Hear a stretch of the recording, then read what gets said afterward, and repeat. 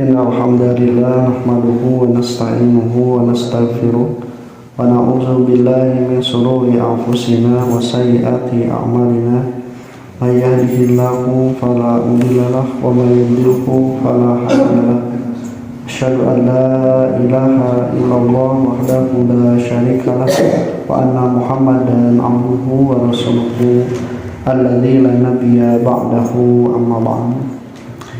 Iman rahimakumullah, di pengantar surah Ali Imran sebelum masuk ke ayat ke-1 kita telah membahas bahwa ayat-ayat di surah Ali Imran ini berkaitan dengan ketauhidan, terutama berkaitan dengan bagaimana membenarkan akidah yang telah menyimpang dari orang-orang Nasrani terhadap kedudukan Nabi Isa alaihi salam, dan itu dipicu dengan kedatangan dari Nasrani Najran yang mendebat, yang bertanya pada Rasulullah SAW tentang bagaimana status kedudukan Nabi Isa. Nah, itu semua oleh Allah Subhanahu wa Ta'ala dijelaskan kepada Nabi Muhammad, bukan hanya dari Nabi Isanya, tapi mundur sampai kepada ibunya. Ketika ibunya mendapatkan dan bertemu dengan malaikat yang mengabarkan ia telah memilih Allah kepada Siti Maryam, kemudian juga memberitahukan kabar gembira tentang kalimat yang akan ditiupkan ke dalam rahimnya, yaitu Nabi Isa alaihi salam. Kemudian mundur lagi bagaimana persepsi dari orang-orang sekitarnya yang mengetahui bahwa Siti Maryam ternyata itu mempunyai anak tanpa seorang laki-laki atau belum menikah. Kemudian juga keluarga Nabi Zakaria dan keajaiban kaitannya dengan proses kejadian manusia melalui keajaiban Nabi Zakaria. Jikalau Nabi Isa itu dia mempunyai ibu tapi tidak mempunyai ayah, kemudian bisa menjadi manusia. Kalau Nabi Zakaria itu ayah dan ibunya telah tua, ibunya telah menopause, bahkan ketika muda pun juga sudah disebut akhir, mandul, tapi bisa mempunyai anak. Itu juga salah satu tanda keajaiban yang harus dipikirkan. Di Allah mah dengan berbagai kuasanya bisa mundur terus ke belakang sampai yusawwirukum fil arhami kaifa yasha. Allah membentuk kamu di dalam rahim ibu itu sekehendak Allah, baik ada campur tangan manusia, laki-laki atau perempuan ataupun tidak.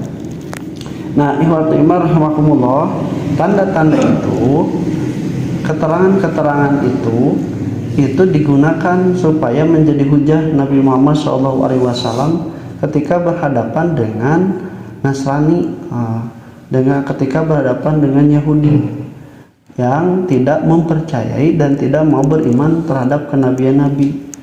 Itu harus ditempuh atau harus dilawan dengan keyakinan yang ada pada mereka.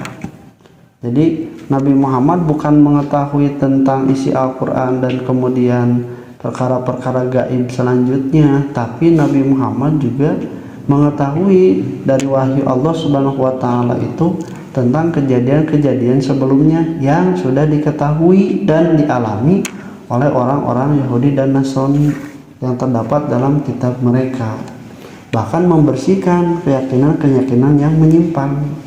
Nah, makanya ikhwatul iman rahimakumullah, uniknya dengan bahasa Nabi Muhammad, Al-Quran bahasa Arab menerangkannya itu, sementara orang-orang Nasrani Najran kan dalam bahasa Ibrani. Jadi si kalimatnya di bahasa Ibrani tentang kejadian-kejadian ini diterangkan dalam bahasa Arab.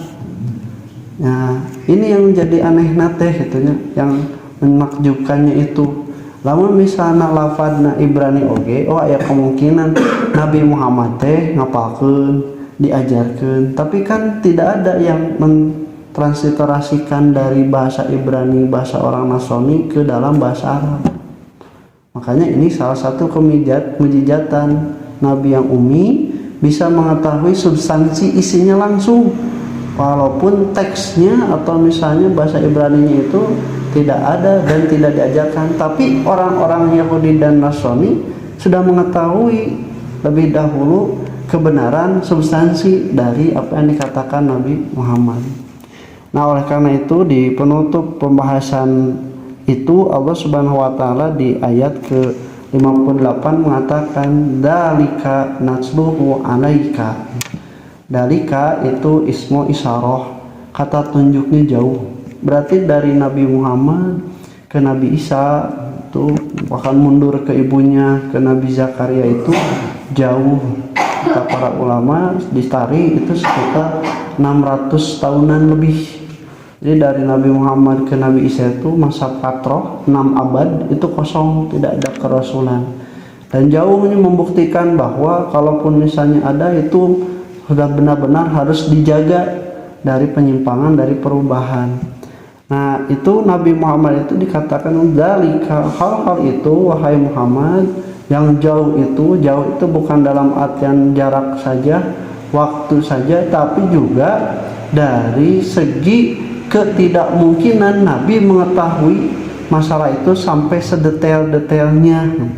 Makanya sebut dzalika, itu sangat jauh itu, natsluhu alaika, kami bacakan kepadamu Muhammad. Nah, apa yang dibacakannya itu semuanya kejadian-kejadian itu minal ayati, dari tanda-tanda kerasulanmu, bahwa kamu mengetahui perkara-perkara gaib di masa lalu yang ada padanan kebenarannya, yaitu orang-orang yang mengetahui, mempelajari dan juga memegang isi dari Taurat serta kejadian-kejadian yang diceritakan oleh bapak-bapak mereka. Nah, itu semuanya dibacakan pada Nabi Muhammad yang ummi, tidak bisa membaca, tidak bisa menulis, yang jauh dari peradaban, yang jauh dari Romawi, yang jauh dari Persia. Nah, tapi kami bacakan kepadamu untuk jadi tanda kemujizatanmu. Kemudian juga setelah itu ayat-ayat itu dibacakan itu kami jadikan bagian dari Al-Quran, kemujizatan dari Al-Quran. Makanya disebut dzikril hakim, jadi zikir yang sangat bijaksana. Kata para ulama, dzikril hakim di sini maksudnya adalah Al-Quran, karena Al-Quran itu disebutkan dan juga Al-Quran itu mengandung kebijaksanaan, kebenaran yang penuh dengan hikmah, ilmu yang sesuai dengan kenyataan, itu sebutnya hikmah. Makanya kurang bahasa candak naon candak hikmah naon hikmah teh nya sana ilmu anu mesti pelajari teh ternyata cocok ke jeung kejadianana. Eta cuman urang geus apa ilmuna terus kejadianna kealaman nepikeun ka urang teh cocok, oh nya kudu sabar teh di dieu, itu jadi hikmah. Nah, ku bahasa urang oh nya jadi bijaksana di jalma teh gitu.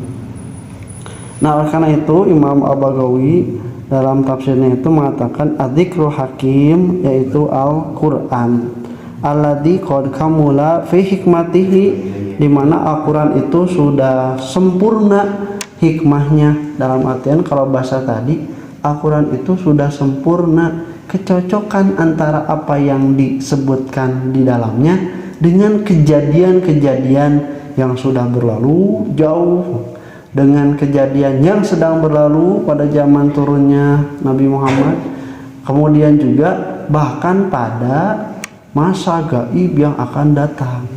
Tujuannya itu, tujuan teh urang disebutkan kejadian-kejadian anu baheula bener nate supaya urang bisa kadorong mempercayai kejadian-kejadian yang akan datang di masa depan. Sebab kan jalma mah kitu, lamun percaya karena masa depan harus ada tolak ukur. Dari mana? Ya, tolak ukur masa belakangnya, masa lalu. Mun ieu jelema rek dibere tugas, dibere amanah berkaitan dengan masa depan, kan kudu aya dasar urang percaya teh. Di mana dasarna? Tingali we bahasa urang mah track recordna. Tingali we kurikulum pitekna.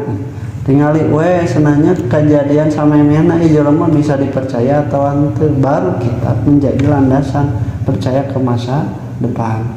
Nah, ikhwati iman rahimakumullah, itu semua untuk Nabi Muhammad SAW, tapi pada hakikatnya menjadi hujah juga bagi kita, karena kita akan jadi saksi kebenaran dan tidak benarnya umat-umat sebelumnya. Kayak Nasrani teh bakal ditanya, benar anjeun geus narima ti Nabi anjeun? Geus, mana saksinya? Curang cileung, ternyata yang bersaksi itu umat Nabi Muhammad, umat Islam. Nah, kami bersaksi bahwa ini Nabi Isa itu seperti ini, yang benar seperti ini. Ta anu sarua kakara salamat Nasrani baheula teh.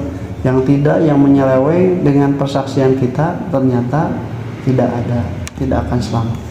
Qul qouli hadza wa astaghfirullah li wa lakum. Assalamualaikum warahmatullahi wabarakatuh.